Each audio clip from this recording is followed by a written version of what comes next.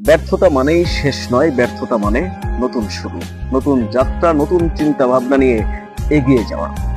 আর আপনি যে কোনো একটি কাজে ব্যর্থ হয়েছেন তার মানে এই নয় যে আপনার সবকিছু শেষ হয়ে গেছে, আপনি নিঃস্ব হয়ে গেছেন, আপনি একেবারেই ধ্বংস হয়ে গেছেন। মোটেই তা নয়। আপনি কি পারেন, আপনার মধ্যে কি আছে, আপনি নতুন কি নিয়ে চিন্তা করতে পারেন, আপনার চিন্তা করার সক্ষমতা কতটুকু আছে, আপনি কি কি কাজ ভালো পারেন সেগুলোকে অ্যানালাইসিস করুন এবং সামনে এগিয়ে যাওয়ার চেষ্টা করুন।